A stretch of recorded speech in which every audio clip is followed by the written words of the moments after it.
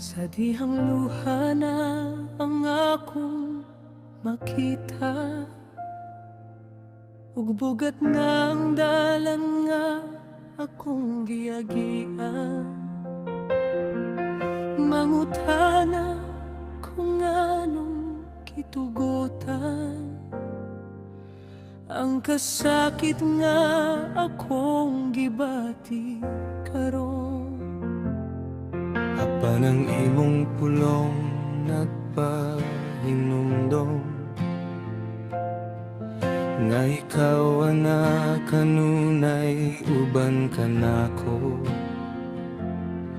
Ang pag-antos nagatudlo ka nako, nga mo salig lamang sa imong gahom.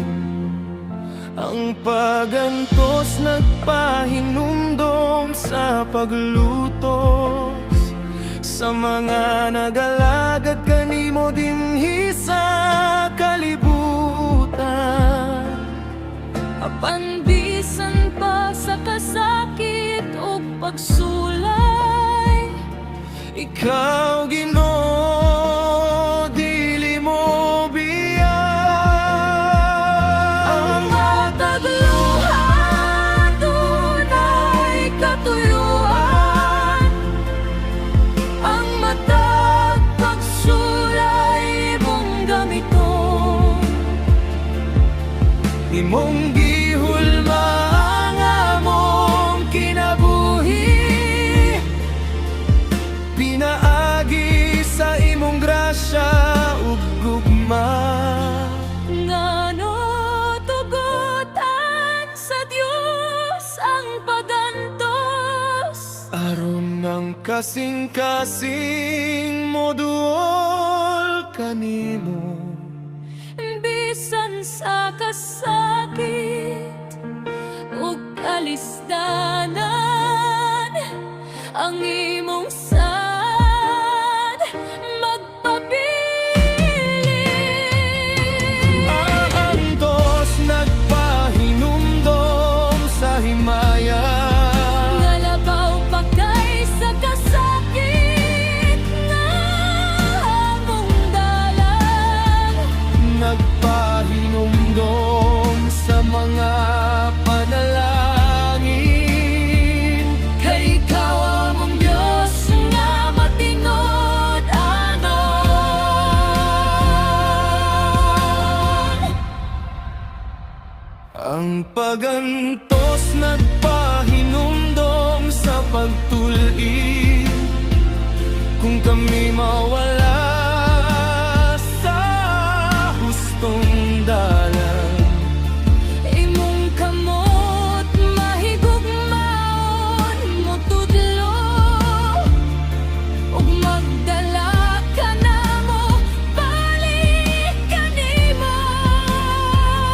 Nagpahinumdom kini sa kalipas, sama sa mga apostoles nga midayen. Bisan gilutos sila tungod kanimo, Nagdaog sila pinaagi sa pagtuo.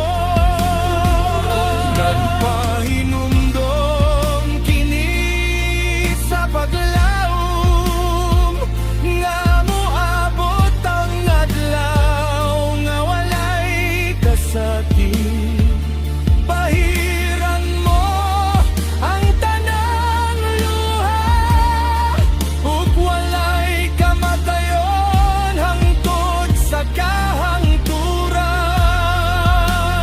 ngano tugutan sa Dios ang pagantos, Kay gitudloan niya kita mosalig, sa kalistanan ug sa unos.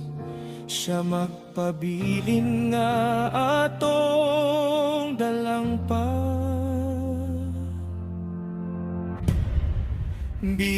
Bisalig ako sa